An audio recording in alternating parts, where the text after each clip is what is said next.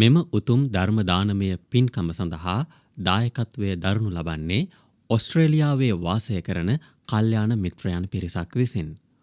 ඔවුන්ගේ අරමුණු ලෙස පසුගිය ජූලි 28 වන දින අභාවප්‍රාප්ත වූ W.A. බන්දුපාල පියාණන් මාස 3කට පෙර අභාවප්‍රාප්ත වූ N.S. මීගම පියාණන්ට ලලිතා ජෙනට් සමරතුංග සහ හේමා මාලිනී දිසානායක දයාබර මෞතුමිය සහ නිලූෂා අබේනායක සෙනෙහබර මිතුරියන්ටත් අනෙකුත් වියෝ වූ ඥාති හිත මිත්‍රාදීන්ටත් මේ පින් අනුමෝදන් වේවා. අප සමග සිටින අප මෙලොවට බිහි කළ දයාබර දෙමව්පියන්ටත් සහෝදර සහෝදරියන්ට සහ නෑදෑ හිතමිතුරන්ටත් මේ පින් කුසල් ලැබේවා. සියලුම දෙනා සුවපත් වේවා. ලෝකවාසී සියලු දෙනා මේ වසංගත රෝගයෙන් අත්මිදීමට මේ පුණ්‍ය මහිමය හේතු වාසනා වේවා. මේ සඳහා දායක වූ අප සැමටත් මහත් වූ උනන්දුවෙන් හා ශ්‍රද්ධාවෙන් ධර්මය ශ්‍රවණය කළා වූ සියලු දෙනාත් සුවපත් වේවා. සෑම කල්හි සම්‍යක් දෘෂ්ටික වේවා. එසේම පින්වත් දේශකයාණන් වහන්සේටත් නිදුක් නිරෝගී සුවයත් ප්‍රාර්ථනීය බෝධියකින් සැප සහිත වූ ප්‍රතිපදාවෙන් නිර්වාණය සාක්ෂාත් කර ගැනීමට මේ ධර්ම දානය හේතු වේවා. සමන්ත චක්කවාලේසු අත්‍රා ගච්ඡන්තු දේවතා සද්දම්මං මුනි රාජස්ස සුනන්තු සග්ග මොක්ඛදං ධම්මස්සවන කාලෝ අයං බදන්තා ධම්මස්සවන කාලෝ අයං බදන්තා ධම්මස්සවන කාලෝ අයං බදන්තා. නමෝ තස්ස භගවතෝ අරහතෝ සම්මා සම්බුද්දස්ස. නමෝ තස්ස භගවතෝ අරහතෝ සම්මා සම්බුද්දස්ස. නමෝ තස්ස භගවතෝ අරහතෝ සම්මා සම්බුද්දස්ස. අනිච්චානුපස්සනං භාවෙන්තෝ නිච්ච සංඥං පජහතීති. වන්දනීය පූජනීය ලෝකවාසී මහා සංඝරත්නයන් අවසරයි. ශ්‍රද්ධාවන්ත කාරුණික ගුණවන්ත පින්වත්නි, මේ ලෝකයට පහළ වෙන ශාන්තිනායක සම්මා සම්බුදු රජාණන් වහන්සේ නිසා, ඒ මහා සත්පුරුෂ රත්නය නිසා මේ ලෝක ධාතුව තුල සැනසීමට පත්වෙන ජීවිත මෙපමණයි කියලා අපට කියන්නට බැරි ස්වභාවයක් තියෙන්නේ. එදා බුදුරජාණන් වහන්සේ 25 වෙනි මිගදායේ ධම්මචක්කප්පවත්තන සූත්‍ර දේශනාව සිද්ධ කරද්දී පස්වක මහණුන් අතර වැඩ සිටපු කොණ්ඩඤ්ඤ ස්වාමින් වහන්සේ ඇතුළු දහස් ගාණක් දෙවියන් බ්‍රහ්මයන් බුදුරජාණන් වහන්සේ ඒ දේශනා කළ උතුම් ධර්මයේ තුලින් සැනසීම අත්පත් කරගත්ත කියලා ඔබ අප හැමදෙනාම දන්නවා. එදා සිට මේ මොහොත වෙනකම්ම සාරිපුත්ත මහා මොග්ගල්ලානාදී උතුමන් වහන්සේලාගේ ඉඳලා මේ සම්මා සම්බුද්ධ ශාසනය පිහිට කරගෙන ආධාර කරගෙන සසර දුකින් නිදහස් වුණ එවන් බොහෝ උතුමන් වහන්සේලා, දසදහස් ගණන් උතුමන් වහන්සේලා මේ ශාසනය තුල ඉඳලා තියෙනවා. අපිත් මේ වෑයම, අපිත් මේ උත්සාහය සංසාර දුක්ඛයෙන් නිදහස් වෙන්න. අපි දන්නවා අපේ ජීවිතවල වරුවක් ගත්තට පස්සේ, දවසක් ගත්තට පස්සේ, සතියක් ගත්තට පස්සේ මොනතරම් දුක්ඛ දෝමනසයන්ට අපිට අත්දකින්න වෙනවද, මුහුණ දෙන්න සිදු වෙනවද කියලා. එක පැත්තකින් කායික පීඩා අපට දුක් උපද්දවද්දී, අනිත් පැත්තෙන් මානසික පීඩා අපට දුක් උපදවනවා. එක පැත්තකින් කායික පීඩාවලුනුත්, අනිත් පැත්තෙන් මානසික පීඩාවලුනුත් මාරුවෙන් මාරුවට වෙලාවකට කායික මානසික පීඩා දෙකම එකම මොහොතක නැවත නැවත අත්දකිමින් අපි ජීවිතේ මොනතරම්නම් වේදනාකාරී අත්දැකීම් අත්දකලා තියෙනවද, පීඩාවන්ට ගොදුරු වෙලා තියෙනවද. ඉතින් මනුෂ්‍යත්වයක් තුළ අපි මෙච්චර පීඩාවන්ට ගොදුරු වෙනවා නම් සතර අපායකට එහෙම වැටුනොත් අපිට ඒ නිර්යාදී ලෝකයන්හි එකක් පිටිපස්සේ අත්දකින්න වෙන කායික මානසික පීඩා පෙරහැරක ගොදුරක් බවට පත් වෙන්නට තියෙන නිසා නුවණ තියෙන අය මොකද කරන්නේ? සත්පුරුෂයෝ මොකද කරන්නේ? මේ සත්පුරුෂ ධර්මයේ ජීවිතයට එකතු කරගෙන තථාගත ශ්‍රී සද්ධර්මයේ ජීවිතයට එකතු කරගෙන ඉක්මනින්ම මේ දුකෙන් නිදහස් වෙන්නට කටයුතු කරනවා. පින්වත්නි, සසර ජීවිතයේ තුල අපිට බොහෝ සම්මා සම්බුද්ධ ශාසන හමු වුණත් අපිට ඒක සම්මා සම්බුද්ධ ශාසනයක් තුලදීවත් මේ සංයෝජන ධර්ම ටික ප්‍රහාණය කරගන්න බැරි වීම ගැන අපි ඇත්තටම ලැජ්ජාවටපත් වෙන්න ඕනේ.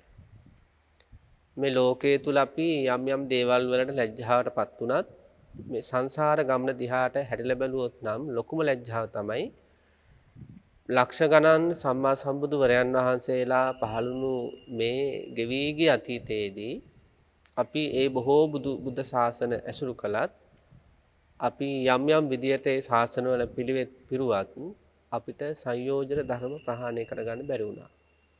ඒ නිසා මේ බුද්ධ ශාසනයේදීවත් මම අනිවාර්යයෙන්ම නිවෙනවා කියන හැඟීම නම් අපේ හිතවල දැඩිව තියෙන්න ඕන අදහසක්. විශේෂයෙන්ම මේ වස්සාන කාලය තුල අපිට භාවනාව පැත්තට ගැඹුරින් හිත යොමු කරන්න පුළුවන්. මේ පවතින මේ කොරෝනා වසංගතය තුල අපිට මේ බොහෝ අයට යම් යම් විවේකයන් ලැබිලා තියෙනවා. ඒ විවේකයන් පවා භාවිතා කරමින් මොකද කරන්න ඕනේ? භාවනාව හොඳට වර්ධනය කරගනිමින් මේ බුද්ධ ශාසනයෙම නිවිල මැරෙන්න. මේ බුද්ධ ශාසනය තුලම සැනසෙල්ල ලැබුව කෙනෙක් විදියට මරණයටපත් වෙන්නට පින්නතුනේ අපි දැඩි උත්සාහයක යෙදෙන්න ඕන. ඇයි එහෙම සිහිපත් කරන්නේ? අපේ මහා බෝධිසත්වයන් වහන්සේ අසංඛ්‍ය කල්ප ගණන් පාරමිතා පුරලා සම්මා සම්බුද්ධත්වයේ සාක්ෂාත් කරගෙන බලාපොරොත්තුනේ තවත් බුද්ධ ශාසනයක තමන්ගේ ශ්‍රාවකයෝ නිවන් දකින්නට නෙවෙයි, තමන් වහන්සේගේ බුද්ධ ශාසනයෙන් උපරිම ඵල නෙලා ගන්න ශ්‍රාවකයෝ දකින්නයි. ඒ නිසා මේ බුද්ධ ශාසනයෙම අපි නිවෙන්න ඕන නිසා මේ බුද්ධ ශාසනය තුලදී මම මගේ නිවීම සකස් කර ගන්නවා කියන අදිෂ්ඨානය අපි හැම මොහොතකම ඇති කර ගන්න ඕනේ. බණක් අහද්දි උනත් ඒ අදහස තියෙන්න ඕනේ. අපි මේ තථාගත ශ්‍රී සද්ධර්මයේ තුල පිනුතුට මතක ඇති මීට කලින් දේශනා දෙකක් කළා. මේ දේශනා දෙකේදීම අපි කතා කළේ අනුපස්සනා මූලික කරගත්ත කාරණා කිහිපයක්. පිළිවෙත් මඟ සරු කරගන්නට බලාපොරොත්තු වෙන කෙනෙකුට කෙලෙස් ධර්මයන්ගෙන් සිදුවෙන හානිය මෙච්චරයි මෙපමණයි කියලා කියන්න බෑ. කාමච්ඡන්දය, ව්‍යාපාදය, තීන මිද්දය, උද්ධච්ච කුක්කුච්ච, විචිකිච්ඡාදී කෙලෙස් ධර්මයන්ගෙන් නිවන වහන ධර්මයන්ගෙන් පිළිවෙත් මඟ පුරණයට හරීම කරදර තියෙනවා.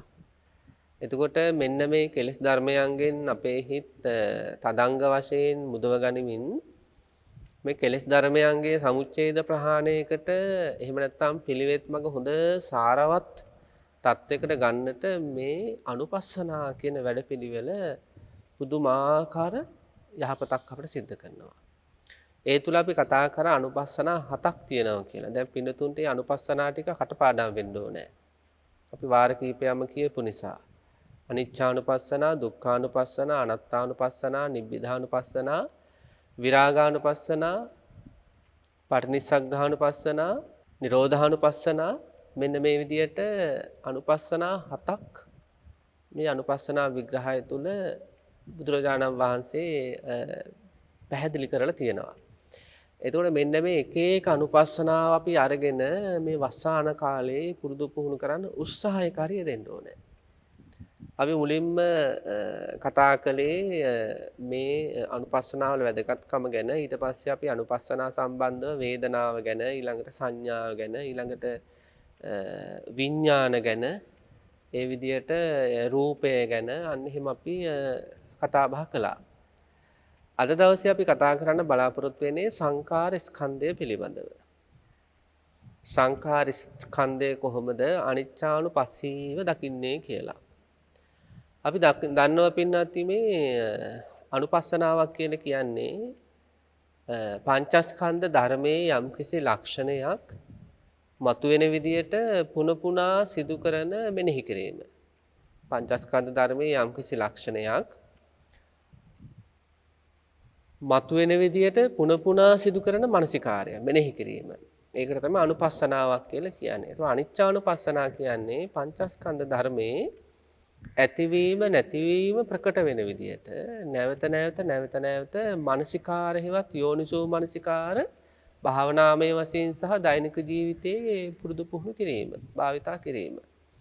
එතකොට මොකද වෙන්නේ අපේ හිත වලින් නිච්ච සංඥම් පජහති. නිත්‍ය හැඟීම ප්‍රකට ටිකෙන් ටික බැහැර වෙන්න පටන් ගන්නවා. අපි මේ ලෝකයට තණ්හාවෙන්, දෘෂ්ටියෙන්, මානෙන් උපාදාන වෙන්න ප්‍රබලම හේතුව තමයි මේ සංස්කාර ධර්ම අපට නිත්‍ය ලෙස දැනෙන ගතිය. කෙනෙක්ගෙන් ආදරයක් ලැබෙනකොට උනත් අපි ආදරයට අසු වෙන්නේ අපට හිතෙන්නේ ඒක ඒ වෙලාවට දැනෙන්නේ ඒක හැමදාටම තියෙන එකක් වගේ. ඒක මට සැප පිණිසව තියෙන එකක් වගේ. ඒක මගේ කරගන්න පුළුවන් වගේ අදහස් වගේක් එනවා වැරදි අදහස් ටිකක්. ඒ වැරදි අදහස් ටික නිසා මොකද වෙන්නේ අපිට ඒකට තණ්හා උපාදාන නැති වෙනවා. ඊට පස්සේ ඒ ආදරයම Tamanට බුමරංගයක් වෙලා මහා වේදනාකාරී අනාගතයකට පසුබිම සකස් කරනවා. ඉතින් මේ විදිහට අපි මේ තණ්හා දෘෂ්ටි මානාදීන් මේ ආදරය ආදී විවිධ දේවල් වලට හසු වෙන්නේ අපිට ඒවායේ නিত্য සුඛ ආත්ම අදහස් ඒවා ගැන උපදින නිසා. එන අනිච්චානුපස්සනාව තුළ සිදු කරන්නේ මෙන්න මේ සංස්කාර ධර්මයන්ගේ විශේෂයෙන්ම අද අපි කතා කරන්න බලාපොරොත්තු වෙන සංස්කාර ස්කන්ධය ගැන. සංස්කාර ස්කන්ධයේ තියෙන ඇතිවීම නැතිවීම හොඳට ප්‍රකට කරනවා. අපි ඉස්සෙල්ලාම තේරුම් ගන්න ඕන කාරණාවක් තියෙනවා පින්වත්නි මේ සංස්කාර ස්කන්ධය කියන්නේ මොකද්ද? දැන් බුද්ධ දේශනාව තුළ මේ සංඛාර එහෙම නැත්නම් සංස්කාර කියන වචනය විවිධ ස්ථානවල සඳහන් වෙනවා.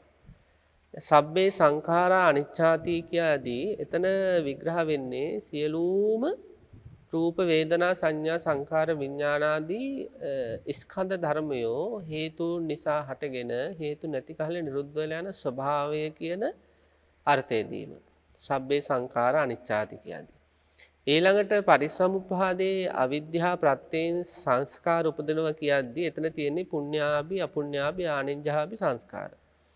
එතකොට මෙතන මේ පංචස්කන්ධ ධර්මයේ සංස්කාර කියලා කියන්නේ චේතනාව කියන හැඟීම ප්‍රධාන කොටගත් අවශේෂ සිතුවිලි 49. අපි දන්නවා චෛතසික 52ක් තියෙනවා වේදනා සංඥා සහ තවත් 50ක්. අන්නේ 50 තමයි මේ සංකාර ස්කන්ධයට වැටෙන්නේ. එතකොට අන්නේ සිතුවිලි 50 ඒ හැඟීම් 50 චේතනාව තමයි ඒ සිතුවිලි වල ප්‍රධානම සිතුවිල්ල. අන්න ඒවායේ අනිත්‍ය ලක්ෂණය ඇතිවීම නැතිවීම අපි පුන පුනා මෙනෙහි කරන්න ඕන. දැන් ඉතින් අපේ පිනතුන් බලන්න අපිට දවසක් ගත්තට පස්සේ මේ සිතුවිලි කොච්චර පහළ වෙනවද? දැන් අපි නීවරණ ධර්ම ටික ගමුකෝ. ඒ නීවරණ ධර්ම පහම අයිති වෙන්නේ සංකාර ස්කන්ධයටනේ. එතකොට දවසකට කාමච්ඡන්දය අපිට කොච්චර උපදිනවද? ඇහැට පේන රූප හමුවේ, ශබ්ද හමුවේ, කනට ඇහෙන ගන්ධ හමුවේ, රස හමුවේ, පහස හමුවේ මේ කාමච්ඡන්දේ කියන සිතුවිල්ල එහෙම නැත්නම් ලෝභය කියන සිතුවිල්ල වාර කීයක් නම් දවසකට උපදිනවද? ආහාරයක් දකිද්දි ඊළඟට ප්‍රිය රූපයක් ශරීරයක් දකිද්දි මේ විසිතුරු ලෝකය දුරකථනයෙන් දකිනවා, රූප වාහිනියෙන් දකිනවා, පුවත්පත් වලින් දකිනවා, සාමාන්‍ය ඇහැට මේ ලෝකය පේනවා. ඉතින් එතකොට ඒ ඇහැට කනට නාසයට දිවට කයට ගොදුරු වෙන ඒ රූපාදී ආරම්භන හමුවේ මොනතරම් දවසකට කාමච්ඡන්ද සිතුවිල්ල උපදිනවද?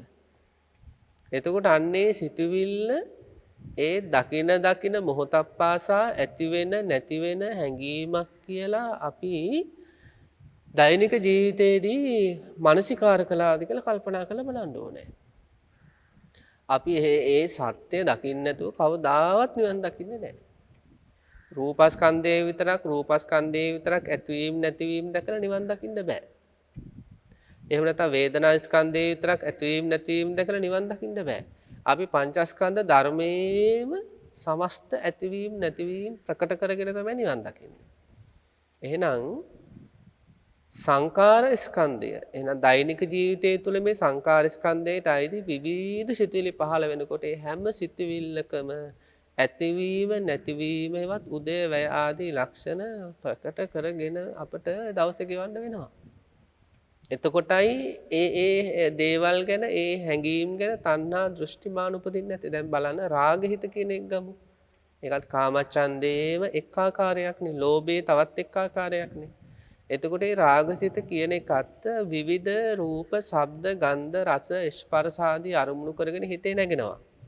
එතකොට නැගෙන වාරයක් පාසා ඒකේ ඒ සංස්කාර ධර්මයේ ඇතිවීම නැතිවීම අපි දකිනවනම් පින්නති අපට ඒ හැඟීම ගැන තියෙන නිත්‍ය සංඥා බැහැර වෙලා යනවා. ඒ අනිත්‍ය සංඥාවේ හැඟීම අරමුණු කරගෙන උපදිනකොට ඒ හැඟීම ගැන තණ්හාවක් උපදින්නේ නැහැ. රාග හිත ගැන රාගයක් තියෙනවා. රාග හිත ගැන තණ්හාවක් තියෙනවා. රාග හිත ආශාදේ උපදවන ධර්මයක් නිසා ඒ රාග හිත ගැනත් පින්නත් හිතෙහි තණ්හාවක් තියෙනවා. ඒ රාග හිත මගේ රාගය කියලා දෘෂ්ටියෙන් ගන්නවා. එතකොට අන්නේ සිතවිල්ල ඇතිවීම නැතිවීම ස්වභාව කොටගත්ත බව අපි දෛනික ජීවිතයේ තුල නුවණින් දකිනවනම් අන්නේ රාග හිත ගැන තියෙන තණ්හා දෘෂ්ටි ආදී මාන ආදී ප්‍රහාණය වෙලා අපිට මේ ඊටාම නිදහස් මානසිකත්වයකටපත් වීමේ හැකියාවක් තියෙනවා. දෛනික ජීවිතය ගත්තට පස්සේ ව්‍යාපාද හිත පිනදී බලන්න පාන්දර නැගිටින වෙලාවේ දැන් උදේ පාන්දර 4ට විතර බෙල් එක තියලා නිදා ගන්න 10 දෙනෙක්ගෙන් 9 දෙනෙක්ට විතර බෙල් එක ඇහෙද්දි තරහ යනවා. ඒක විශාල අඳෝනාවක් වගේ ඇහෙන්නේ. ඉතින් එතකොට ඒ ඇති වෙන තරහ සිතුවිල්ල ඉඳලාම රාත්‍රී නිින්දට යනකම් මොනතරම් දේශහිත තමන්ගේ හිතේ උපදිනවද? හැම එකම සංස්කාර ස්කන්ධයට අයිති සිතුවිලි. එතකොට ඒ දේශ සිතුවිලි හිතේ හටගන්න කකුල ගලක හැප්පෙන මොහොතක නමුත් ඒ හිතේ ඇතුළේ දේශ සිතුවිල්ල අනිත්‍ය ලක්ෂණය ස්වභාව කොට ගත්තා කියලා. ඒ දේශ සිතුවිල්ල යම් හේතුවකට අනුකූලව ඉපදුනා වගේම ඒ හේතු නැති කල්ලියේ සිතුවිල්ල නිරුද්ධ වෙලා යනවා කියලා ඒ යෝනිසෝ මනසිකාරය මේ අනිච්චානුපස්සී වශයෙන් දැකීම කියන යෝනිසෝ මනසිකාරය ඒ දිව්‍යාපාද සිතුවිලි හටගන්න තැනකදී අපට දකින්න වෙනවා නිවන් දකින්න ඕන නම් අපි අතීත බුද්ධ ශාසන වල නිවන් දැක්කේ නැති ඕකයි. බණ අහනවා හැබැයි ඒ අහන බණ තුලින් ඒ අසා දැනගන්න ධර්මය පුරුදු පුහුණු කරන්නේ නැහැ දෛනික ජීවිතේදී. අපි ඒකයි නිවන් දැක්කේ නැත්තේ සසර ජීවිතේ. දැන් මේ ජීවිතෙත් පින්නතුන්ට හිතනවා නම් සංස්කාර ස්කන්ධේ විදර්ශනාට ගැනීම අමාරු දෙයක්.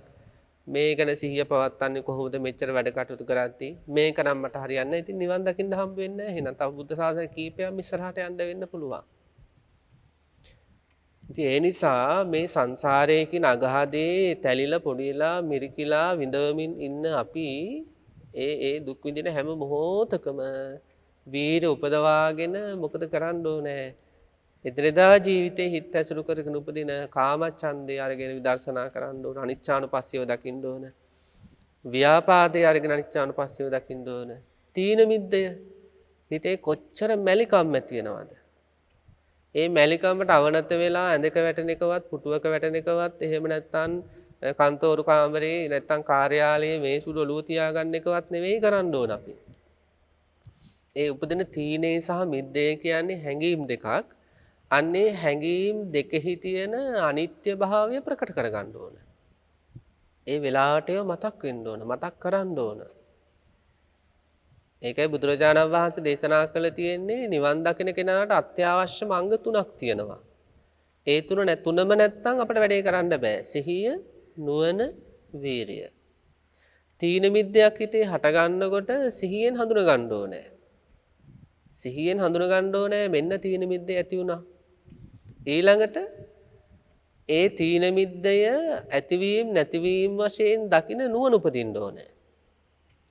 ඊළඟට මොකද කරන්න ඕනේ? වීරියෙන් ඒ තීන මිද්දේ දිහා බලමින් අනිත්‍ය දකිමින් වාසය කරන්න ඕනේ. සිහියෙන් තීන මිද්දේ හඳුන ගන්නවා, නුවණින් තීන මිද්දේ අනිත්‍ය ලක්ෂණය දකිනවා, වීරියෙන් ඒක පවත්ව වාසය කරනවා. සමහර අය කරන්නේ දැන් කාමච්ඡන්දේ ඇති වුණාට පස්සේ කාමච්ඡන්දේ ඇති වුණා කියලා හඳුන ගන්නවා. ඒ වෙලාවට ඒක අනිත්‍යයි කියලා නුවණින් දැනගන්නවා. ඒ වෙලාවට පොඩි උත්සාහයක් අරගෙන ඒ සත්‍ය ලක්ෂණ බලමින් පොඩි වෙලාවක් ඉන්නවා. ඊට පස්සේ වෙනත් කාම අරමුණකට අරගෙන යනවා හිත. කාම අරමුණක හිත බැහැ ගන්නවා. එතකොට අර අල්ප මාත්‍රීයව වඩපු අර පුංචි විදර්ශනාව හොඳටම මදි ඒ හැඟීමෙන් හිත නිදහස් කරගන්න. ඒ හැඟීම ගැන ඉතින් තණ්හා දෘෂ්ටිමාන දුරු කරගන්න. ඉතින් ඒ නිසා කාමච්ඡන්දය හටගන්න. ඒ කියන්නේ අපිට විදර්ශනා කරන්න කොච්චර පින්නත්නි දවස පුරාට විදසුණින් වාසය කරන මොන තරම් අපට සිතවිලි සංස්කාර ධර්ම හිතේ සංඛාර උපාදානස්කන්ධ හිතේ උපදිනවද? කාමච්ඡන්දය, ව්‍යාපාදේ, තීන මිද්දේ, උද්ධච්ච කුක්කුච්ච. බලන්න අපේ හිතේ උද්ධච්චය හටගන්න. උද්ධච්චය කියලා කියන්නේ නොසන්සුන්කම. හරියට රත් වෙච්ච ගලක් උඩ අතහැරපු මාළුවෙක් වගේ හිතෙහි තියෙනවා යම් යම් ආරම්මන හැමුවේ දඟලන ගතියක්. ඒකට කියන උද්ධච්ච ස්වභාවය, නොසන්සුන්තාවය. ඒ නොසන්සුන්තාවය හිතේ ඇති වෙනකොට මොකද වෙන්න ඕන? සිහිය උපදින්න ඕන. මෙන්න උද්ධච්චය. නොසන්සුන්කම අත්දකිද්දී දැනෙන්න ඕන මෙන්න උද්ධච්චය. ඒක සිහියෙන් හඳුන ගන්න ඕන. ඊළඟට උද්ධච්චයේ ඇතිවීම නැතිවීම ඒ වෙලාවට දකින්න ඕනේ. මේ දැඟලිල්ල අනිත්‍ය ස්වභාවයටපත් වෙනවා. ඊළඟට වීරෙන් ඒ උද්දච්චය හිතේ නැගෙනකම මොකද කරන්න ඕනේ? ඒ ලක්ෂණ දකිමින් වාසය කරන්න ඕනේ. ඒක පැයක්ද පැය දෙකක්ද එහෙමනේ හිතේ නොසන්සුන්තාවයක් නැතුණාට පස්සේ විනාඩි 5න් නැති වෙන නොසන්සුන්තාව විනාඩි 10න් නැති වෙනවා. පැය ගණන් හිතේ නොසන්සුන්තාව විතර සමහර දවස්වල දවසේම නොසන්සුන්තාවය තියෙනවා. ඒ හැම මොහොතකම නුවණ යොද දකින්න ඕනේ මේක අනිත්‍ය ස්වභාවයට අයිති එකක්.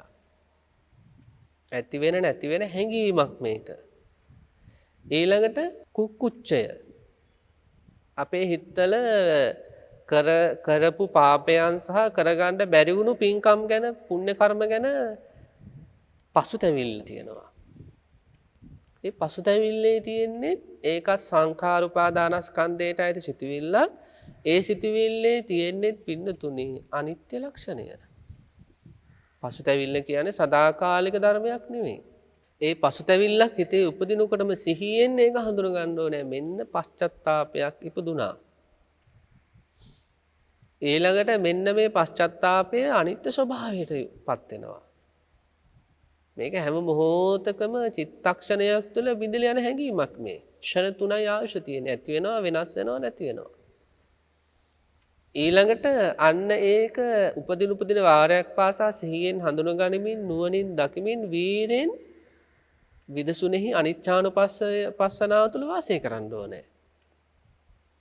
එතකොටයි පශ්චත්තාප බැහැර වෙලා යන්නේ. ඊළඟට විචිකිච්ඡාවක් හිතේ ඇති වුණොත් බුද්ධ ආදී අට තැන්ගෙන බුද්ධ රත්නය ගැන, ධම්ම රත්නය ගැන, සංඝ රත්නය ගැන, ශික්ෂාව ගැන අතීත භවයක් තිබුණා, අනාගත භවයක් තිබුණා. අතීත අනාගත භව දෙකම ගැන සංකා උපදිනවා. පටිච්ච සමුප්පාදය ගැන සැක සංකා උපදිනවා. හැම එකම අකුසල සිතුවිලි. අන්නේ සිතුවිලි හොඳට අරමුණු කර කර සිහියෙන් හඳුන ගනිමින් ඒවායේ ඇතිවීම නැතිවීම ලක්ෂණ දකිමින් වීරෙන් වාසය කරන්න ඕනේ. ඉන්නත්නි බුදුරජාණන් වහන්සේ දේශනා කරලා තියෙන්නේ දැන් මේ පෘථිවි ධාතුව කියන්නේ බොහෝ හාර භාර වස්තු උහුලගෙන තියෙන ධර්මයක්. මේ පෘථිවි ධාතුව කියන්නේ මේ පෘථිවි ධාතුවේ තියෙන පඨවි නැත්තම් පස්ස භාවය ගත්තොත් මේක හිතා ගන්න බැරි ස්වභාවයක් නෙමෙයි පෘථිවි ධාතුවේ මේ පස්ස භාවය කිව්වට පස්සේ පඨවි ස්වභාවය කිව්වට පස්සේ සාමාන්‍යයෙන් වැලි කන්ටේනරයක් කියලා කිව්වට පස්සේ පස් කන්ටේනරයක් කියලා කිව්වට පස්සේ එතනත් කොච්චර තියෙනවද? ඉතින් පෘථිවි ධාතුවම ගත්තට පස්සේ විශාල පඨවි ධාතුවේ එකතු වන්නේ පෘථිවි ධාතුව කියන්නේ. ඊළඟ මේ පෘථිවි ධාතුව තුල පිහිටලා තියෙන ගොඩනැගිලි, ගෙවල් දොරවල්, ගහකොළ කොච්චරක්ද? ඊළඟ මේ පෘථිවි ධාතුව තුළ පිහිටලා තියෙන ආපෝ ධාතුවේ තියෙන ජලය ගත්තට පස්සේ සාගර කොච්චරක්ද? ඉතින් බුදුරජාණන් වහන්සේ දේශනා කළ තියෙන මේ පෘථිවි ධාතුව ඇතුළු මේ සියලුම හාර බාර වස්තු දවසක මොකද වෙන්නේ? කපුරු බෝලයක් පිච්චුවට පස්සේ ඉතිරි වෙන්න දෙයක් නෑ වගේ විනාශ වෙලා යනවා. එතකොට මේ මෙච්චර බර මෙච්චර හාරභාර වස්තු සහිත පෘථිවි ධාතුව සහ මේ ගලාගෙන යන සැඩපහරවල් සහ මහා සාගර ආදී මේ ඇහැට පේන මේ ඕලාරික ධර්ම පවා මේ ගොරෝසු මේ දේවල් පවා එහෙම කපුරු බෝලේ පිච්චුවා වගේ විනාශ වෙලා යනවා නම් ඇහැටවත් පේන්නේ නැති මේ සංඛාර ධර්මයක් සිතුවිල්ලක් නැති වෙලා අනේක ආහන්න දෙයක්ද? ඉතින් හොඳට මෙනෙහි කරන්න ඕන. දැන් මේ විදර්ශනා අනිච්චානුපස්සනා විදර්ශනාව තුළ මෙන්න මෙහෙම විග්‍රහයකුත් තියෙනවා. දැන් මේක එකපාරට චිත්තක්ෂණයක් තුළ මේකේ ඇතිවීම වෙනස් වීම නැතිවීම අල්ලගන්න බැරි නම් මෙන්න මෙහෙම කරන්න කියලා අපේ ආචාර්යයන් වහන්සේලා උගන්වලා තියෙනවා. ශාසනික ආචාර්ය උතුමන් වහන්සේලා අතීතයේ මෙන්න මෙහෙම වැඩපිළිවෙලක් උගන්වලා තියෙනවා. මේ පංචස්කන්ධ ධර්මය සාමාන්‍යයෙන් අවුරුදු 100කට සීමා කරගෙන සාමාන්‍යයෙන් අපි කරන අවුරුදු 100ක් විතර ජීවිතය ගත්ත කියලා හිතමු අපි. ඒක 10කට බෙදනවා. දශක 10කට බෙදනවා. ඒ දශක 10 වැටෙන්නේ මෙහෙමයි. ඉස්සෙල්ලම විතර මන්ද දශකය. මන්ද දශකය කියන්නේ ළමා කාලය. ඊට පස්සේ තියෙනවා ක්‍රීඩා දශකය. ඒ කියන්නේ සෙල්ලම් කරන කාලය. ඊළඟට තියෙනවා වර්ණ දශකය. කියන්නේ සාමාන්‍යයෙන් අවුරුදු 20 30 අතර කාලේ හොඳට පැහැපත් වෙලා ලස්සන ඉන්න කාලේ වර්ණ දශකය. ඊළඟට තියෙනවා 30යි 40යි අතර බල දශකය. මේ ශරීර ශක්තිය හොඳට තියෙන කාලය. ඊළඟ 40යි 50යි අතර ප්‍රඥා දශකය. හොඳට නුවණ උපදවා ගන්න පුළුවන් ජීවිතේ පරිණත භාවයක් තියෙන කාලය. ඊළඟට අවුරුදු 50යි 60යි අතර තියෙනවා හානි දශකය. හානි දශකය කියන්නේ මේ ජරාවටපත් වීම වේගවත් වෙන කාලය. සම්මුතිය තුළ පිහිටලා මේ කිව්වේ එක සාමාන්‍යයෙන් අවුරුදු 50න් පස්සේ ජරාවටපත් වෙන ස්වභාවය ටිකක් වේගෙන් සිද්ධ වෙනවා. ඊළඟට ප්‍රාග් භාර දශකය 60 70 කියලා කියන්නේ ශරීරය බර වෙන දශකය. කියන්නේ ශරීරය හරි බරයි. අවුරුදු 60 70 අතර වගේ වයසේදී ඇවිද ගන්න අමාරුයි, කකුල හරි බරයි, අත් හරි බරයි, උස්ස ගන්න බෑ. මේ ශරීරය හරියට අර මේ හපුතලයේ හපුතලයේ කන්දේ කරත්තයක් අදින ගොනෙක් වගේ. මේ ජීවිතේ හරි බරයි. කන්දක් නගින්න ගියත් අමාරුයි, ඇවිදින්න ගියත් අමාරුයි, අනිත් අයගේ බැනුම් අහන්න වෙනවා, ඉක්මනට යන්නේ නැහැ, ඉක්මනට වැඩ කරන්නේ නැහැ කියලා. ඉතින් එයා තමයි දන්නේ මේක හරි බරයි මේ ශරීරය. ඒ දශකයට කියනවා ප්‍රාග් භාර දශකය කියලා. ඊළඟට ප්‍රවංක දශකය. ඒ කියන්නේ අවුරුදු 70 80 අතර ශරීරය නැවෙන්න පටන් ගන්නවා. කියන්නේ ශරීරය මේ කුදු වෙන්න පටන් ගන්නවා. ඊළඟට තියෙනවා මෝමෝහ දශකය. 80 90 අතර කාලය සිහි මුලා වෙන කාලය. ඔය විකාර කියවනවා, හීනෙන් දොඩවනවා, අරය පේනවා, මෙයා පේනවා කියලා එහෙම අවුරුදු 80 90 කාලේ මෝමෝහ දශකය. සාමාන්‍ය කෙනෙක්ගේ මේ ජීවිතේ කොටස් 10කට බෙදලා මේ කියලා තියෙන්නේ. ඊළඟට තියෙන ශයන දශකය. ඒ කියන්නේ අවුරුදු 90 100 අතර ඇඳීම තමයි ජීවිතේ. ඊට පස්සේ මරණය සිද්ධ වෙනවා. සාමාන්‍ය විග්‍රහයක් මේ තියෙන්නේ. එතකොට මේ පංච උපාදානස්කන්ධ විදර්ශනාවේදී විස්තර කරලා තියෙනවා. දැන් කෙනෙක් හිතන්න ඕනේ දැන් අපි කතා කරන්නේ සංඛාර උපාදානස්කන්ධය. කියන්නේ මේ සිතුවිලි එහෙම නැත්නම් චේතනාව එහෙම නැත්නම් චේතනාව කියන හැඟීම ප්‍රධාන කොටගත් හැඟීම් 50 ගැන නෙමෙයි අපි කතා කරන්නේ. එතකොට දැන් මන්ද දශකයේ කියන්නේ ළමා කාලය. ළමා කාලයේහි තිබුණු සංඛාර එහෙම නැත්නම් මේ සිතුවිලි ළමා කාලයේදීම නැති වෙලා යනවා. ඒ සිතුවිලි ක්‍රීඩා දශකයේ කියන අවුරුදු 10යි 20යි අතරට යන්නේ නැහැ. මේ ශ්‍රාවකය මෙනෙහි කරන්න ඕන ආකාරයක් මේ අනිත්‍ය ලක්ෂණ මතුවෙන විදිහට. ඊළඟ ක්‍රීඩා දශක කාලේ පාසල් යන කාලෙම ඒ අවුරුදු 10ත් 20ත් අතර කාලේ හොඳ සෙල්ලම් කරන වයස. අන්නේ සෙල්ලම් කරන වයසේදී අපිට එක එක සිතුවිලි හට ගන්නවනේ. එක එක දේවල් ගැන කාමච්ඡන්දය හට ගන්නවා, යාළුවොත් එක්ක අමනාපකම් ඇති වෙනවා, ඉගෙන ගන්න කම්මැලිකම් ඇති වෙනවා. එහෙම විවිධ සිතුවිලි පහළ වෙනවනේ. ඒ ක්‍රීඩා දශකයේ තුල ඇති වෙන සිතුවිලි ක්‍රීඩා දශකයේ ඇතුළතදීම නිරුද්ධ වෙලා යනවා. ඒක ක්‍රීඩා දශකයෙන් පසුව තියෙන වර්ණ දශකයට යන්නේ නැහැ. ඊළඟ වර්ණ දශකයේ කියන අවුරුදු 20යි 30යි අතර කාලේ. ඒ කාලේ ලස්සන වෙන කාලේ. ඉතින් ඒ කාලේ ආදරයේ හිතේ උපදිනවා. රාගයේ හිතේ උපදිනවා වැඩිපුර. ඒ වගේ විසිතුරු දේවල් ගැන කාමච්ඡන්දේ උපදිනවා. ඒ වගේ අවුරුදු 20යි 30යි අතර එහෙම තමන්ගේ ජීවිතය ගැන ලොකු නිකාමුතු ජව සම්පන්න හැඟීම්, තමන් ගැන මාන්නාදික හැඟීම්, ඔහොම වයසට යන අය දිහා අවඥාවෙන් බැලීම, එහෙම සාමාන්‍ය ඔය අවුරුදු 20යි 30යි අතර තමන් ලස්සනට ඉන්න තරුණ කාලේ එහෙම විවිධ සිතුවිලි හට ගන්නවනේ. අන්නේ සිතුවිලි ඒ දශකයේ තුලම නැති වෙලා යනවා. ඒ වර්ණ දශකයේ තුල ඇති වෙන ඕනම සිතුවිල්ලක් වර්ණ දශකයේ තුලදීම ඇති වෙලා නැති වෙලා යනවා. ඒ කිසිම සිතුවිල්ලක් ඒ වර්ණ දශකයෙන් පසුව තියෙන බල දශකයට යන්නේ නැහැ. ඊට බලන්න මේක මේ ටිකෙන් ටික අනිත්‍ය සංඥාව උපදින්නට මේ ආචාර්යයන් වහන්සේලා අතීත පෙන්වල තියෙන ලස්සන වැඩ පිළිලක් මේක මෙනෙහි කරන්න කියලා. ඊළඟට අවුරුදු 30යි 40යි අතර එන්නේ බල දශකයේ ශරීර ශක්තිය හොඳට තියෙනවා. එතකොට ඒ බර වැඩ කිරීම සම්බන්ධව ගෙවල් දොරවල් හැදීම්, ඉඩකඩම් ආදී වැඩපළ කිරීම, රැකී රක්ෂාවල අමතර පැය කිහිපයකුත් වැඩ කිරීම අවුරුදු 30යි 40යි අතර හරියට සිද්ධ වෙනවා. එතකොට ඒව සම්බන්ධ සිතුවිලි පහළ වෙනවද නැද්ද? චේතනා පහළ වෙනවද නැද්ද? ඉතින් අන්නේ චේතනා ඒ කාලේ පහළ වෙන සිතුවිලි දරුවන් ගැන හැඟීම් පහළ වෙනවා. ඒ වගේ විවාහ වෙලා එතකොට භාර්යාව ගැන හැඟීම් පහළ වෙනවා. ඉතින් අන්නේ හැම සිතුවිල්ලක්ම ඒ බල දශකයේ තුල මැති වෙලා බල දශකයේ තුලදීම නැති වෙලා යනවා. ඒවා ආපහු 40යි 50යි අතර ප්‍රඥා දශකයට යන්නේ නැහැ. ඒ වගේම අවුරුදු 40යි 50යි අතර මොකද වෙන්නේ? ප්‍රඥා දශකේ ජීවිතය ගැන හරියට කලකිරීමක් ඇති වෙනවා. නිකන් ජීවිතේම දැනෙනවා හීනයක් වගේ, ගඟට කපපු විනි ටිකක් වගේ. විවාහ වීම ගැන කලකිරීමක් ඇති වෙනවා. ඒ වගේ දරුවෝ ගැන කලකිරීමක් ඇති වෙනවා. ඒ වගේ අවුරුදු 40යි 50යි අතර ජීවිතේ ඇත්ත ටිකක් දැනෙන කාලයක්. මේ ඔක්කොම නිකන් විහිළුවක් වගේ, ඔක්කොම මුලාවක් වගේ. ඒ නිසා කියනවා ප්‍රඥා දශකය කියලා. සාමාන්‍ය ජීවිතයේ පිළිබඳ පරිණත හැඟීම් පහළ වෙනවා. හැබැයි ඒ ප්‍රඥා දශකයේ තුල ඇති වෙන ඒ ජීවිතයේ ඇත්ත දැනෙන හැඟීම් ඒ දශකයේ තුල මොකද වෙන්නේ? ඒ දශකයේදීම නැති යනවා. ඒ ටික යන්නේ නැහැ 50යි 60යි අතර හානි දශකයට. 50යි 60යි අතර තමයි දැනෙනවා කෙස් දැන් හොඳට මිදෙන්න පටන් අරන් ඉතින් සම්බන්ධ සිතුවිලි පහළ වෙනවා. ඊළඟට තමන්ගේ හැම රැලි වැටෙනවා වෙනදට වඩා වේගෙන්. 50 ඉඳලා හැම රැලියටම ප්‍රකට වෙනවා. දත් දැන් ගොඩක් ගැලවෙනවා. දත් හරිම අබල දුබල තත්ත්වයක තියෙන්නේ. ඒ වගේ අවුරුදු 50යි 60යි අතර තමන්ගේ ශරීරය තමන්ගේ ජීවිතයේ තියෙන හානිදායක පැතිකඩ ගැන සිතුවිලි පහළ වෙනවා. ඒ ගැන කලකිරීම පහළ වෙනවා.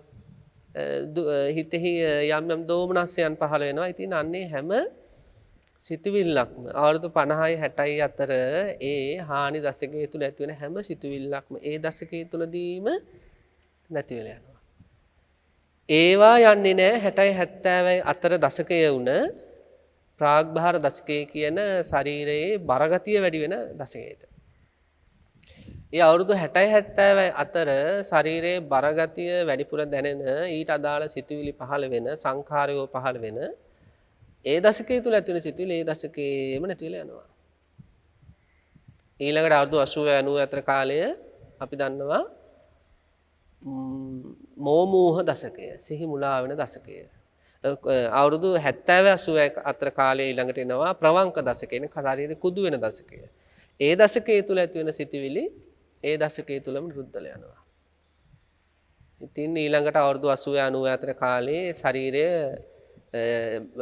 මෝමෝහ දශකය. ඒ කියන්නේ සිහිය අබල දුබල වෙන දශකය. ඉතින් ඒ කාලය තුල ඇති වෙන සිතුවිලි ඒ කාලයේම නිරුද්ධ වෙලා යනවා. අවුරුදු 90 100 අතර උඩුබැලිය අතර ඇඳේ ඉන්න කාලේ. ඒ ඇඳ උඩ දෙගෙන කල්පනා කරන ඒ විතක්කාදිය විචාරාදී ඊළඟට ඒ පහළ වෙන සිතුවිලි සියල්ලම සංකාර ස්කන්ධයට ඇති සියලුම සිතුවිලි ඇතිවීම නැතිවීම ස්වභාව කොටගෙන ඒ දශකයේ තුලම ඇති වෙලා නැති වෙලා යනවා. ඉතින් මෙන්න මෙහිම ආචාර්ය උතුමන් වහන්සේලා කර්මස්ථානචාර්යයන් වහන්සේලා අපිට මේ අනිච්චානුපස්සනාවට ප්‍රවිෂ්ඨ වෙන්නට මූලික වැඩපිළිවෙලක් විදියට ජීවිතේ දශක 10කට බෙදලා ඒ දශකයේ තුල ඇතිවන සිටිවිලි ඒ දශකයේ තුලම නිරුද්ධ වෙලා යන හැටි මානසිකාර කරන්න කියලා අනුශාසනා කරලා තියෙනවා. අපිට තුන අනිච්චානුපස්සනාව වැඩෙන්නේ. ඊළඟට මෙහෙම කියනවා. ඒ දශක 10 බෙදා ගන්න කියනවා 20කට. ඒ කියන්නේ දැන් 10 වනේ 10 දැන් ගන්නව 5න් 5ට. 5න් 5ට ගන්නවා. එතකොට 5 ගොඩවල් 20ක් එනවා. එතකොට මුල් අවුරුදු 5 තුල ඇති වුණු සිටිවිලි ඒ අවුරුදු 5ේම ඇතුළේ නැති වෙලා ගියා. ඊළඟ අවුරුදු 5ට ගියේ නැහැ. ඒ අවුරුදු 5 තුල ඇති වුණු සිටිවිලි ඒ අවුරුදු 5ේම ඇතුළේ නැති වෙලා ගියා. ඊළඟ අවුරුදු 5ට ගියේ නැහැ. නිරුද්ධ වෙලා යනවා. අන්න ඒ විදිහට 5න් 5ට ගන්න කියනවා. ඊළඟට සිහිපත් කළා තියෙනවා මෙහෙම ගිහිල්ලා අවුරුද්දෙන් අවුරුද්දට ගන්න. ඒ කියන්නේ පින්නත මේක තේරුම් ගන්න ඕන. දැන් සසර ජීවිතයේදී අපිට වැරදුනේ නිත්‍ය සංඥාව බහුල වීමනේ. අපට අරමුණු වෙන කාමච්ඡන්ද, ව්‍යාපාද, රාගය, කුසල සිත් ආදී මේ හැම දෙයකම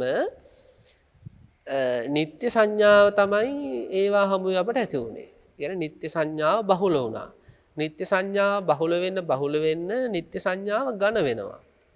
ඊට පස්සේ ඒක ඇබ්බැහි වීමක් වගේ වෙනවා. ඒ කියන්නේ හැමතිස්සෙම નિરાයාසයෙන්ම සිතවිලි අරමුණු වෙනකොට නිත්‍ය සංජීවම ගැනෙන මට්ටමකටපත් වෙනවා. ඒකට හේතුනේ දිගු කාලයක් නිත්‍ය සංජීව දැකීම.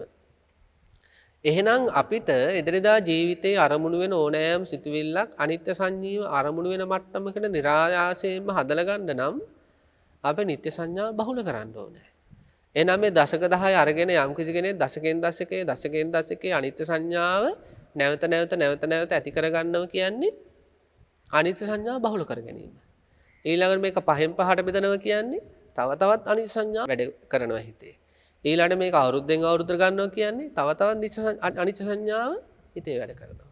ඊළඟට බෙදා ගන්න කියනවා මේක අවුරුදු 6 මාස 6න් 6ට. ඊළඟට මේක මාස 3න් 3ට. ඊළඟට මේක වරුවෙන් වරුවට. අද උදෑසන කාලේ උදේ වරුවේ අපේ තමන්ගේ හිතේ යම් සිතුවිලි ඉපදුනා නම් ආදරය, තරහා, විවිධ සිතුවිලි. ඒ සිතුවිලි උදේ වරුවේම ඇතුළට නැතුළට ගියා. දවල් වරුවට හවස් වරුවට එන්නේ නැහැ. හවස් වරුව තුල ඇතුළු සිතුවිලි ඒ දවල් කාලය තුල ඇතුළු සිතුවිලි ඒ කාලෙම නිරුද්ධ වෙලා ගියා. රාත්‍රී කාලයට යන්නේ නැහැ. රාත්‍රී කාලය තුල නිින්දට යද්දී අපිට විවිධ සිතුවිලි එනවා. ඒ සිතුවිලි ඒ මොහොතේම නැති වෙලා යනවා. උදේ කාලයට යන්නේ නැහැ. ඊළඟට සිහිපත් කරන ඉරියව් පැවැත්ම තුල වාඩි වෙලා ඉන්නකොට අපිට ඉතින් එක සිතුවිලි පහළ වෙනවානේ. ආදරය කරන අය මතක් වෙලා ආදර සිතුවිලි පහළ වෙනවා.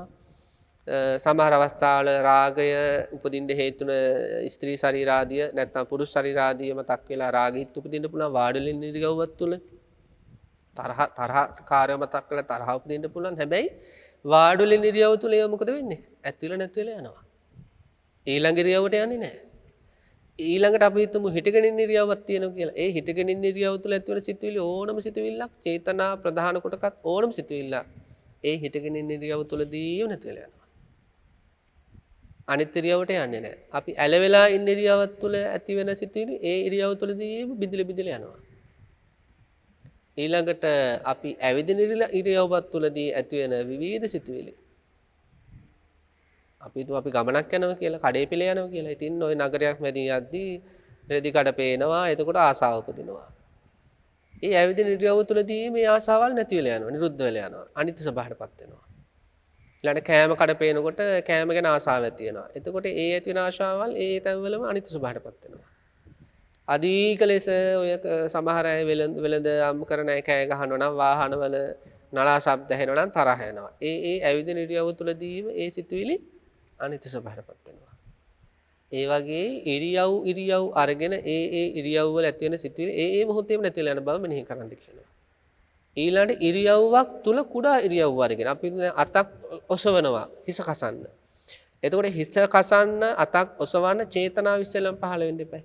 චේතනාව කියන්නේ ඕනම කායික, වාචසික, මානසික ක්‍රියාවක් සිදු කිරීමේ මානසික උත්සාහයක්. චේතනාව කියන්නේ. එතකොට අන්නේ චේතනාව මුල් කරගෙනයි අත හිස වෙන්නේ. එතකොට අත ඔසවන චේතනාව මොකද වෙන්නේ? අත හිසට යනකම්ම ඒ චේතනා නැවත ඇති වෙනව නැති වෙනවා. එතකොට ඔළුව කසන චේතනා ඒ මොහොතේම නැති වෙනවා. ආපු අත පහළට ගනිද්දී අත පහළට ගන්න ඕනේ කියලා චේතනා ඒ මොහොතේම නැති වෙනවා. එහෙනම් අපි දන්නවනේ අපේ සිතුවිලි පරම්පරා ඇති වෙන්නේ. ඒ කියන්නේ අතක් ඔසවනකොට චේතනා සමුදායක් අත එසවීම සම්බන්ධව ඇති වෙනව නැති වෙනව නැවත නැවත ඇති වෙනව නැති වෙනව නැවත නැවත ඇති වෙනව නැති වෙනව. අන්න ඒ වගේ පින්වත්නි මේ අනිච්චානුපස්සනාව වර්ධනය කරද්දී එහෙම අර එක ඉරියව්වක් තුල ඉඳගෙන කරන කුඩා කුඩා ඉරියව් පවා එළවලු කපන අවස්ථාවක හුස්සියක ඉඳගෙන අම්ම කෙනෙක් ඒ එළවලු කැපීම කියන්නේ ඒ එළවලු කැපීමට අදාළ චේතනා පහළ වෙන්න ඕන. එතකොට හැම සිතුවිල්ලම මොකද වෙන්නේ? එළවලු කපන අතරේ ඒව නැති යනවා. ඇති වෙනව නැති වෙනව නැති වෙනව නැති වෙනවා. එතකොට පින්නතුන් හිතන්නේ මේක මොනතරම් ගැඹුරු මානසික වැඩපිළිවෙලක්ද? අධ්‍යාත්මික වැඩ මේ පුහුණුවක්ද මේක? මොනතරම් ගැඹුරු අධ්‍යාත්මික පුහුණුවක්ද? මොනතරම් සිහියෙන් නුවණින් වීරයෙන් කළ යුතු දෙයක්ද මේ සංඛාර උපාදානස්කන්ධයේ විදසුනට ගැනීම? ඉතින් මේවා කරන්නේ නැත්නම් මේව කරන්න හිතෙන්නේ නැත්නම් මේව ගණන් ගන්න නැත්නම් අපි අනේ මේව කරන්න බෑ කියලා හිතනවා අපි හැමදාම සසර ගමන යන්න සූදානම් වෙන්න ඕනේ. නිරිසතුන්ගේ ශරීර බලාපොරොත්තු වෙන්න ඕනේ. තිරිසන් සතුන්ගේ ශරීර බලාපොරොත්තු වෙනවා. ගැරඩි ශරීර, හූණු ශරීර, කරපොතු ශරීර. ඒ වගේ මේ ජීවිත ඒ වගේ පංචස්කන්ධ බලාපොරොත්තු වෙන්න ඕනේ. මේ විදර්ශනාව කරන්න අදහසක් නැත්තම් මේවා හරියන්නේ නැහැ කියලා මගහැර යනවනම් එහෙම තිරිසන් ජීවිත බලාපොරොත්තු වෙන්න ඕනේ. එක සැරයක් නෙවෙයි, දෙසරයක් නෙවෙයි, දසදහස් වාරයක්. ඇත්තටම අපේ ජීවිතේ මේ අපි ගෙවන්නේ ගැඩවිලෙක් වෙලා නම් මේ ගෙවන ජීවිතය අපේ මේ මනුස්ස ජීවිතයක් නෙවෙයි ගැඩවිල් ජීවිතයක් නම් ඒක මොන තරම් අපිට අප්‍රසන්න ජීවිතයක්ද? ගැඩවිල් ජීවිතය කියන එක නමුත් එවැනි ජීවිතවලට සසර ජීවිතේ ඉස්සරහට බොහෝ සෙයින් ගොදුරු වෙනවා. අපි මේ විදසුන්නට බහින් නැත්තම්. ප්‍රේතාත්මයක් කියන්නේ මොනතරම් විරූපී ජීවිතයක්ද?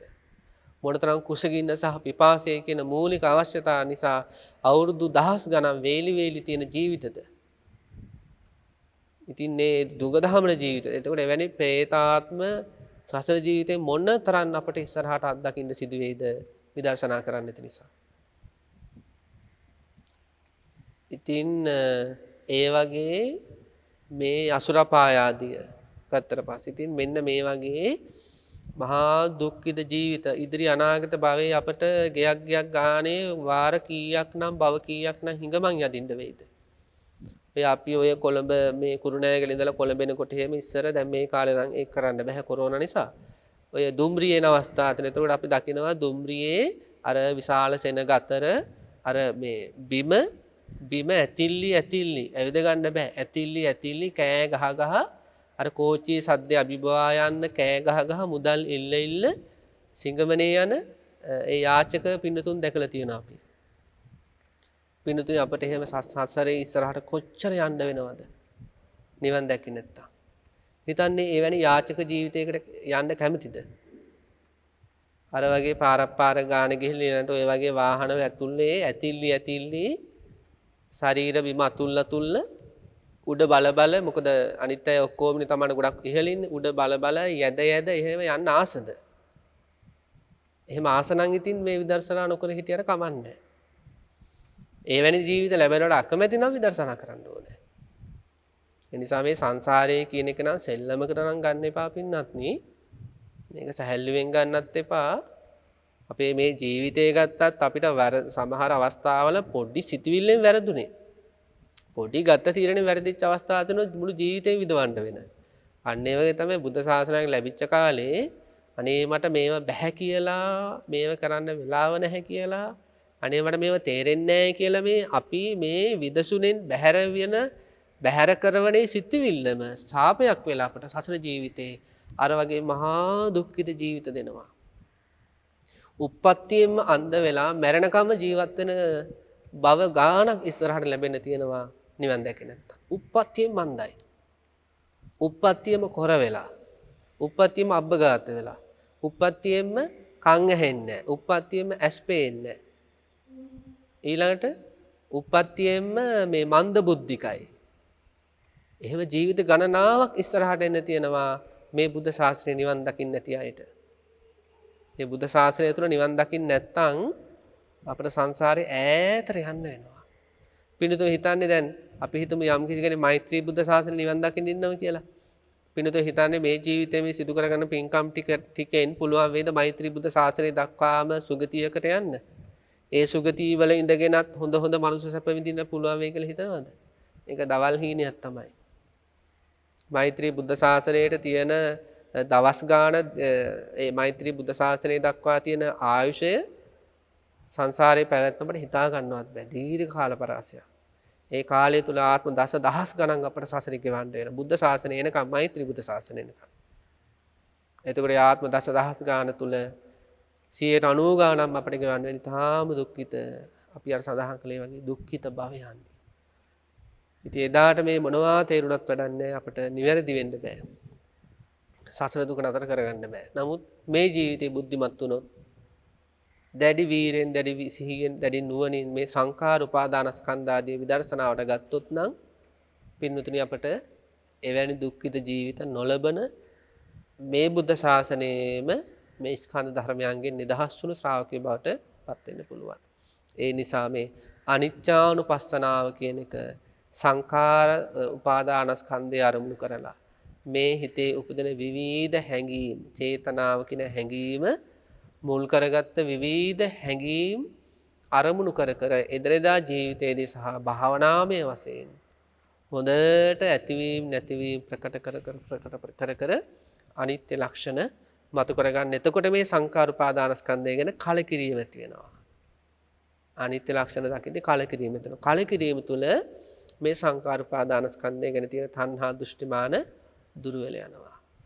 තදංග ලෙස ප්‍රහාණය වෙනවා. ඉතින් අපිට ඊට පස්සේ අනිකුත් ස්කන්ධ ධර්මات එක්ක විදසුණු ඉස්සරහට කරගෙන ගියොත් කෙලෙස් ධර්ම වල සමුච්ඡේද ප්‍රහාණය බලාපොරොත්තු වෙන්න පුළුවන්. හැම දිනාටම බුද්ධ ආදී රත්නත්‍රය අනන්ත ගුණානුභව බලයෙන් තව තවත් භාවනා කරන්නටම සිතවිලි පහළ වේවා කියලා අපි ප්‍රාර්ථනා කරනවා.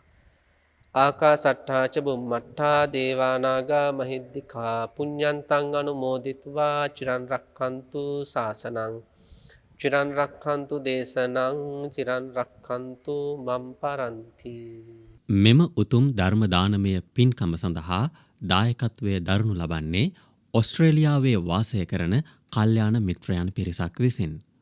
ඔවුන්ගේ අරමුණු ලෙස පසුගිය ජූලි 28 වන දින අභාව ප්‍රාප්ත වූ W.A. බන්දුපාල පියාණන් මාස 3කට පෙර අභාව ප්‍රාප්ත වූ N.S. මීගම පියාණන්ට ලලිතා ජෙනට් සමරතුංග සහ හේමා මාලිනී දිසානායක දයාබර මෞතුමිය සහ නිලූෂා අබේනායක සෙනෙහබර මිතුරියන්ටත් අනෙකුත් වියෝ වූ ඥාති හිත මිත්‍රාදීන්ටත් මේ පින් අනුමෝදන් වේවා. අප සමග සිටින අප මෙලොවට බිහි කළ දයාබර දෙමව්පියන්ටත් සහෝදර සහෝදරියන්ට සහ නෑදෑ හිතමිතුරන්ටත් මේ පින් කුසල් ලැබේවා. සියලුම දෙනා සුවපත් වේවා. ලෝකවාසී සියලු දෙනා මේ වසංගත රෝගයෙන් අත්මිදීමට මේ පුණ්‍ය මහිමය හේතු වාසනා වේවා. මේ සඳහා දායක වූ අප සැමටත් මහත් වූ උනන්දුවෙන් හා ශ්‍රද්ධාවෙන් ධර්මය ශ්‍රවණය කළා වූ සියලු දෙනාත් සුවපත් වේවා. සැමකල්හි සම්‍යක් දෘෂ්ටික වේවා. එසේම පින්වත් දේශකයාණන් වහන්සේටත් නිදුක් නිරෝගී සුවයත් ප්‍රාර්ථනීය බෝධියකින් සැප සහිත වූ ප්‍රතිපදාවෙන් නිර්වාණය සාක්ෂාත් කර ගැනීමට මේ ධර්ම දානය හේතු වේවා.